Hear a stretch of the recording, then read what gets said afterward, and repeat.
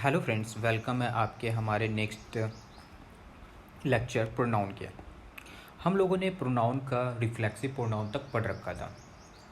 आज हम लोग पढ़ेंगे इम्फेटिक। ठीक है, आज हम लोग पढ़ेंगे इम्फेटिक प्रोनाउन क्या होता है और इससे क्वेश्चन कैसे कैसे पूछते हैं, राइट। और यदि आप मेरे चैनल पर नए हैं तो हमारे चैनल को आप लाइक कर लीजिए, सब्सक्राइब कर लीजिए एंड शेयर कर लीजिए, ताकि कोई भी वीडियो मैं अपलोड करूं तो उसका नोटिफिकेशन आपको मिलता रहे और आप मेरे वीडियो से अपडेट रहें। तो देर नहीं करते हुए हम स्टार्ट करते हैं अपने चैप्टर प्रोनाउन के इम्फेटिक को। और मैं इस वीडियो को शुरू करने से पहले आप सभी से रिक्वेस्ट करूंगा कि आप जितने भी लोग हैं कमेंट बॉक्सन, यूट्यूब के नीचे एक कमेंट बॉक्सन होता है, आप कमेंट में जाके ज़रूर कमेंट करें हमारा वीडियो कैसा लगा, अच्छा लगा, बुरा लगा, उसमें किस चीज़ की इम्प्रूवमेंट की ज़रूरी है, या कुछ भी आपका फीडबैक जो आपका दिल कहता है अच्छा लगता है तो आप उसे प्लीज़ लिखा करो। उससे हमें भी मोटिवेशन मिलता है यदि मैं अच्छा करता हूँ, और कुछ गलतियाँ होती है तो मैं उससे अपने आप में सुधार करता हूँ। तो आप ये चीज़ें जरूर करना। चलो हम लोग शुरुआत करते हैं इम्फेटिक प्रोनाउन की। हम लोगों ने रिफ्लेक्सिव प्रोनाउन पढ़ रखा था। अब देखो, रिफ्लेक्सिव और इम्फेटिक दोनों में सवाल एक जैसे उठते हैं। अब क्यों उठते हैं, आप एक चीज़ देखोगे, मैं एग्जाम्पल बताता हूँ। रिफ्लेक्सिव प्रोनाउन का एग्जाम्पल आपको याद होगा तो रिफ्लेक्सिव प्रोनाउन का एग्जाम्पल क्या होता था? Myself, ourself, yourself, himself, herself, itself, themself. It means जो एग्जाम्पल आपके रिफ्लेक्सिव प्रोनाउन के हैं वो सेम एग्जाम्पल आपके इम्फेटिक प्रोनाउन के भी होते हैं। समझ में आया मैं क्या कहना चाह रहा हूँ? मतलब कि जो एग्जाम्पल आपके रिफ्लेक्सिव प्रोनाउन के थे ये सेम एग्जाम्पल रिफ्लेक्सिव प्रोनाउन के थे, और ये सेम एग्जाम्पल इम्फेटिक प्रोनाउन के हैं। अब देखो, जो एग्जामिनर होता है, जो क्वेश्चन बनाता है, उसे पता है कि वो जानना चाहता है क्या बच्चों को पता है कि कौन रिफ्लेक्सिव और कौन इम्फेटिक है, क्या उसमें डिफरेंस करने आता है, और वो इसीलिए सवाल यहीं से देता है। अब आपको आई का तो मी होता है, ये कोई भी जानता है, वी का अस होता है, कोई भी जानता है, यू का यू होता है, तो ब्ला ब्ला ब्ला ब्ला ब्ला ब्ला, इस तरीके से क्या ये सब जानते हैं। लेकिन इम्फेटिक प्रोनाउन और रिफ्लेक्सिव प्रोनाउन में जो बेसिक डिफरेंस है ये आप जानते हो या नहीं, ये वो जानना चाहता है। अब बाय डेफिनेशन यदि इसके हम डिफरेंस को देखें तो इम्फेटिक प्रोनाउन ये कहता है it is use to emphasise. देखो, एम्फेसाइज मतलब होता है किसी चीज़ों पे अपना दबाव डालना। जैसे मान लो आपकी एक पेन है, आपके पास एक खूबसूरत पेन है जो कि पापा ने आपको गिफ्ट दिया। जब आपको प्रेशर देना हो, आपको एम्फेसाइज करना हो, दबाव डालना हो, तब हम लोग इम्फेटिक प्रोनाउन का यूज करते हैं। जैसे मान लो घर में अभी लॉकडाउन का टाइम चल रहा है, तो आप लोग घर में हो, तो आज की जो डिनर है आप बनाएं, वो बहुत स्वादिष्ट बना। तो उसके बाद जो आपके पापा मम्मी हैं वो कहते हैं कि ये ज़रूर तुमने नहीं बनाया है, किसी और ने बनाया है। ठीक है, अब रात की जो डिनर थी वो आपने बनाया था, लेकिन आपके मम्मी पापा कहते हैं कि नहीं तुमने नहीं बनाया, ये किसी और ने बनाया। तो आप क्या कहते हो? नहीं नहीं, ये खाना मैंने ही बनाया है और किसी ने नहीं बनाया, भैया ने बनाया, दीदी ने नहीं बनाया, ये आज का डिनर मैंने ही बनाया। तो आप क्या कर रहे हो? वहाँ इम्फेसाइज कर रहे हो, प्रेशराइज कर रहे हो कि ये खाना मैंने ही बनाया है। तो उस समय क्या होता है, जो आप करते हो इम्फेसाइज करना, उसी को क्या कहते हैं? Emphatic. That action was done by the subject himself। वो जो एक्शन किसके द्वारा किया गया है? सब्जेक्ट के द्वारा ही किया गया है, राइट। तो एक चीज़ हमेशा ध्यान देना, इम्फेटिक प्रोनाउन और रिफ्लेक्सिव प्रोनाउन में सबसे पहला डिफरेंस रिफ्लेक्सिव प्रोनाउन में क्या होता था?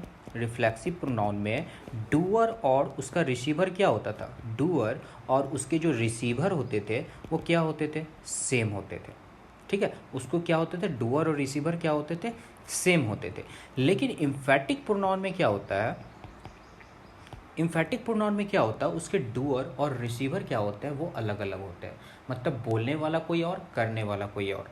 इसमें क्या होता है? डूअर और रिसीवर अलग अलग होते हैं। हम लोग पढ़ेंगे उसको, अभी बेसिक डिफरेंस हम लोग जानेंगे आगे। तो मेन जो चीज़ें थी मैं वो बताना चाहता था कि रिफ्लेक्सिव प्रोनाउन में क्या होता है? डूअर और रिसीवर दोनों सेम होता है, लेकिन इम्फेटिक प्रोनाउन में डूअर और रिसीवर जो होता है वो दोनों अलग अलग होते हैं। और डूअर रिसीवर मैंने बता ही दिया था। डूअर क्या होता है? एक्शन को करने वाला, वो डूअर कहलाता है। रिसीवर क्या कहलाता है? जिस एक्शन पे उसका इम्पैक्ट पड़ा हो। ठीक है, वो क्या होता है? मेरा रिसीवर होता है। और रिसीवर क्या होता है? एज ए ऑब्जेक्ट मेरा बनकर आता है। तो हम लोगों ने देखा कि पहला डिफरेंस कि डूअर रिसीवर दोनों सेम होते हैं रिफ्लेक्सिव में, लेकिन इम्फेक्टिव में क्या होता है, अलग होते हैं। सबसे पहला चीज़ देखो, मैंने आपको बताया है और मैंने यहाँ भी लिख दिया गया, when emphatic pronoun is used, जब सेंटेंस में दबाव देना हो कि जब कार्य सब्जेक्ट ने खुद किया है, जब कार्य सब्जेक्ट ने खुद किया है तो हम लोग क्या करते हैं, एम्फेटिक प्रोनाउन का यूज करते हैं। ठीक है, तो यहाँ तक आप समझे। और ये चीज़ें आप ध्यान रखना कि दोनों का एग्जाम्पल सेम होता है तो दोनों में डिफरेंस कैसे करते हैं, और हम लोग सीखेंगे इस लेक्चर में नेक्स्ट पेज में। राइट, पहले मैं यही चीज़ लिखा हूँ, difference between the reflexive pronoun and emphatic pronoun. देखो मैं चाहूँ तो लेक्चर को बहुत बड़ा भी बना सकता हूँ, लेंदी भी बना सकता हूँ। मैंने मिनिमम टाइम में मैक्सिमम चीज़ देने की कोशिश कर रहा हूँ, आप उन चीज़ों को सीख सको। और जब आप उन चीज़ों को सीख जाओगे तो आपको कैसा भी क्वेश्चन दे रखा हो, मैं जब आपको प्लेन टू पैरामाउंट और मिरर ऑफ कॉमन एरर की एक एक क्वेश्चन की प्रैक्टिस करवाऊँगा, तब आप कहोगे कि यस आई कैन डू, मैं वो चीज़ें कर सकता हूँ। क्यों? क्योंकि आपने उन चीज़ों को अच्छे से पढ़ा है। ठीक है, तो आप मटेरियल पे मत जाना कि मटेरियल कम है, हम मटेरियल आपको दे रहे हैं, बिल्कुल बेस्ट दे रहे हैं, बस आप मेरे पे बिलीव करो। और ये लेक्चर लंबी जाने वाली है, ये छोटा लेक्चर नहीं है। ठीक है, प्रोनाउन के लेक्चर काफ़ी लंबी जाइए, बस चीज़ों को आप देखो ध्यान से और पढ़ते चलो। अब यहाँ पे है क्या, एक चीज़ें आप देखना, ये सब्जेक्ट दे रखा है I saw my self, I my self saw you, I saw you my self. आखिर इस डिफरेंस में, आखिर इस सेंटेंस में डिफरेंस क्या? ठीक है, इस देखोगे, पर देखो ये तीनों सेंटेंस बनाने से पहले आपको मैं बेसिक डिफरेंस बता देता हूँ। ठीक है, बेसिक डिफरेंस बता देता हूँ, बेसिक डिफरेंस बताता हूँ।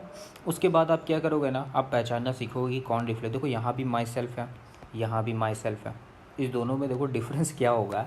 पहले आप यहाँ भी माई सेल्फ है, तीनों जगह क्या है, माई सेल्फ है। यदि सेंटेंस को ब्रेक करोगे तो ये क्या बनेगा आपका, ये बनेगा आपका मेन वर्ब, ये क्या बनेगा आपका सब्जेक्ट, और ये क्या बनेगा आपका ऑब्जेक्ट। क्या बनेगा आपका, ये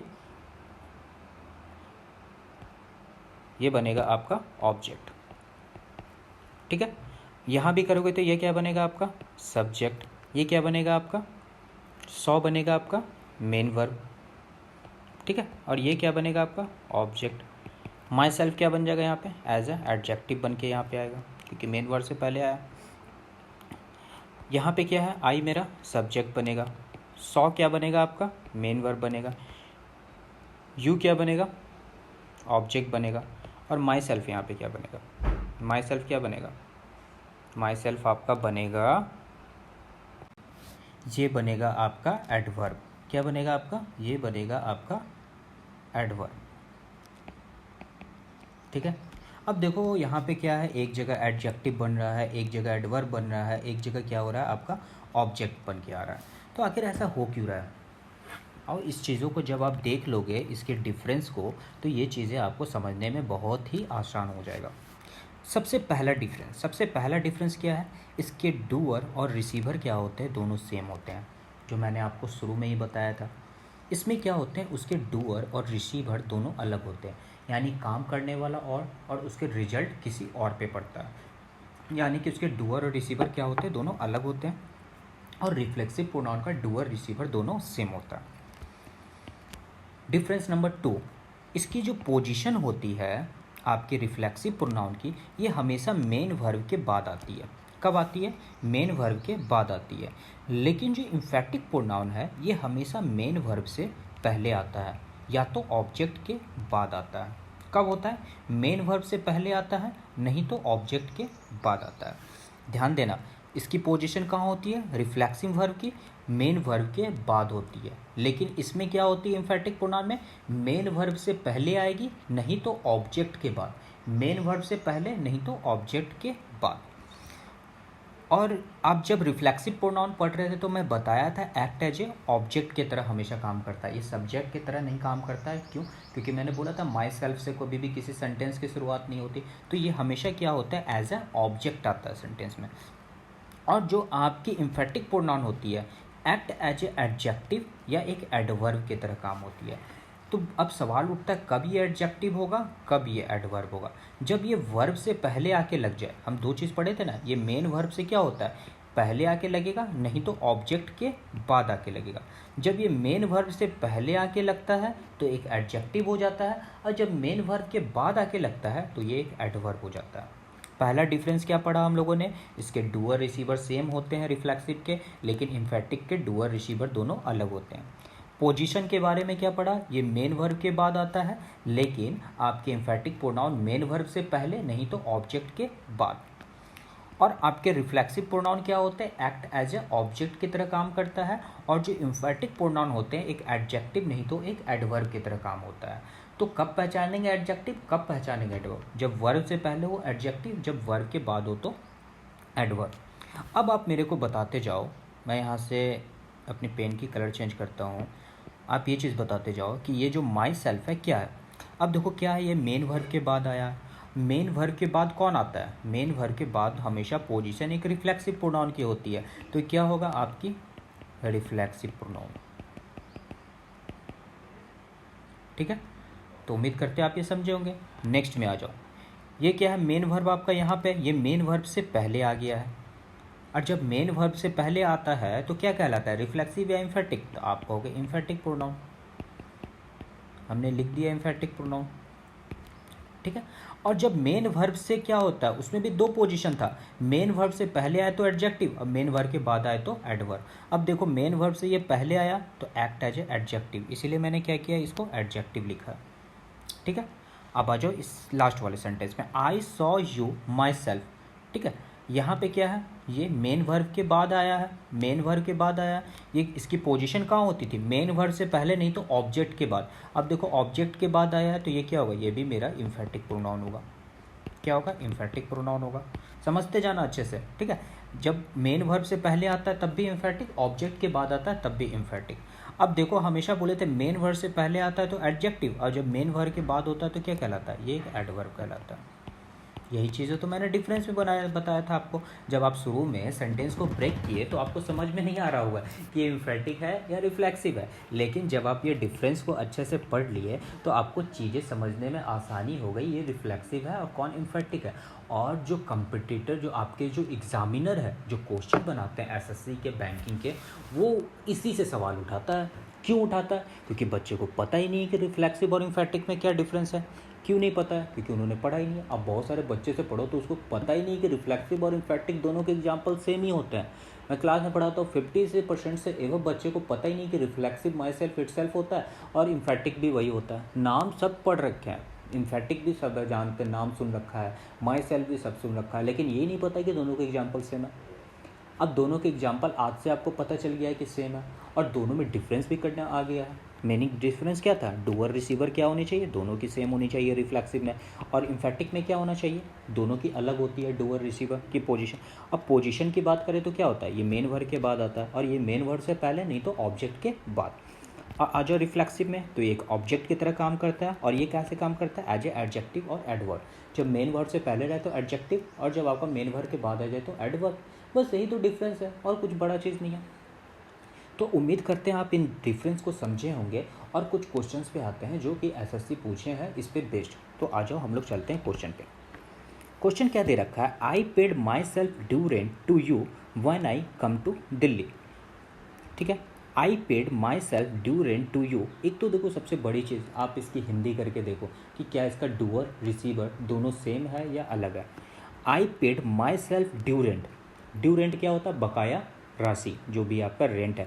मान लो आप रेंट में रहते हैं और आप क्या किए हो, आप अपने घर चले गए, आप दिल्ली में रहते हो, पढ़ाई करते हो, आप कंपटीशन की तैयारी करते हो। ठीक है, तो आपके मकान मालिक आपको कॉल करते हो, बच्चा पैसे दे देना, और आप कहाँ हो, अपने गांव गए हुए, अपने घर गए हुए मम्मी पापा के पास। तो बच्चा जब भी तुम आओगे क्या करना, अपनी रेंट बकाया दे देना। तो बच्चा क्या बोलता है, I paid myself due rent. ठीक है, आपका जो भी बकाया राशि है वो मैं खुद दूंगा to you when I come to Delhi, जब मैं दिल्ली आ जाऊंगा। मतलब कि जब मैं दिल्ली आ जाऊंगा तो बकाया राशि आपको खुद दे दूंगा। ठीक है, तो एक बात बताओ, यहाँ जो मेरा डूअर है और रिसीवर है, क्या वो सेम है या अलग है? एक बार सोच के देखो, क्या डूअर और रिसीवर दोनों सेम है या अलग है? आप कहोगे ये तो अलग है। क्यों? क्योंकि पैसे देने वाला कोई और लेने वाला कोई और। पैसा देने वाला कौन है, स्टूडेंट है, लेने वाला कौन है, मकान मालिक है। तो ऐसा केस है तो क्या हो, डूअर और रिसीवर दोनों अलग हो गए। और जब डूअर रिसीवर दोनों अलग हो जाते हैं तो मेरे भाई एक बात बताओ, वो रिफ्लेक्सिव होता है या इम्फेटिक होता है?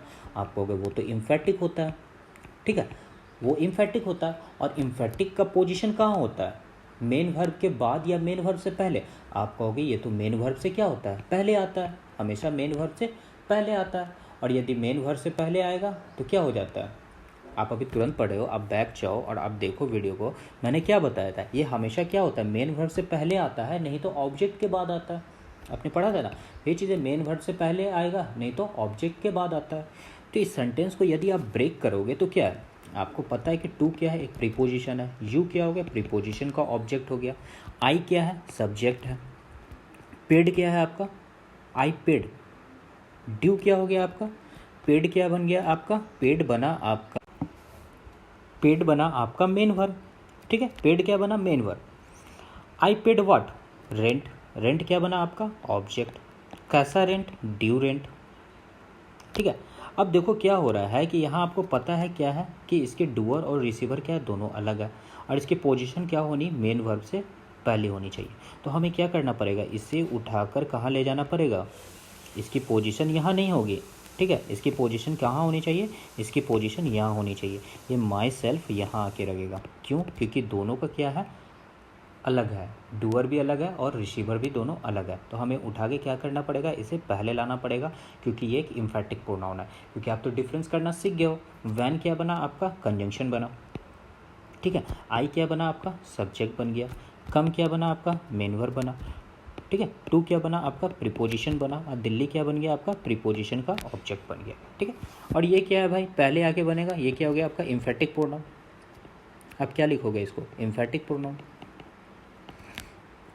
तो इन चीज़ों को आप देखोगे अच्छे से और आप समझोगे कि अब देखो पहले भी आ गया तो क्या एडजेक्टिव है या एक एडजेक्टिव है या एडवर्ब है। तो पहले होता है तो ये एक एडजेक्टिव की तरह यहाँ पे काम कर रहा है।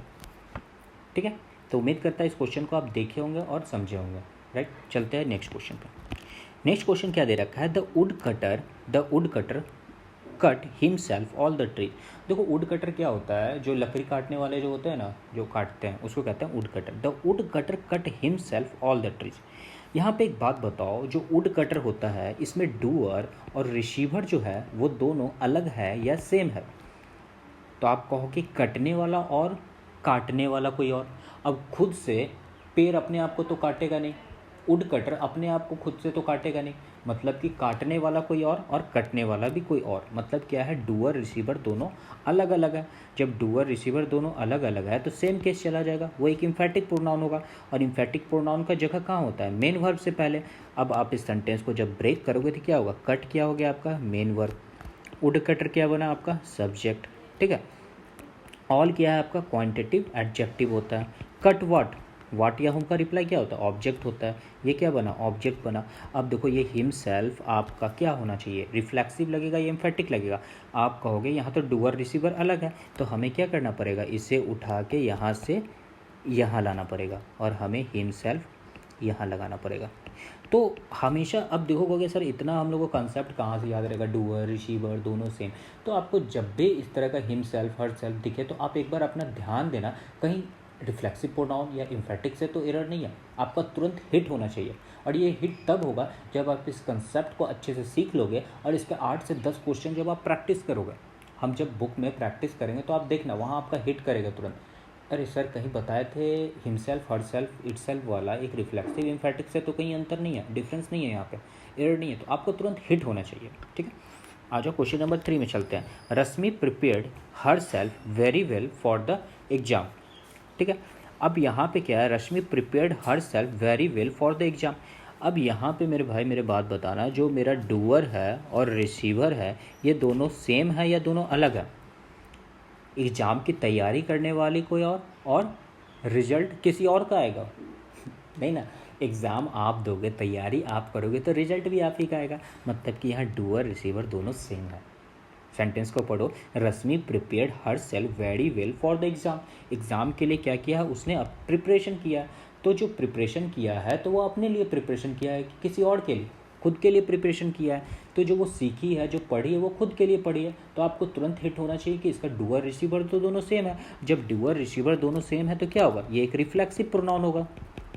और रिफ्लेक्सिव प्रोनाउन का पोजीशन कहाँ होता है, मेन वर्ब के हमेशा बाद में होता है। कहाँ होता है? मेन वर्ब के बाद में लगता है।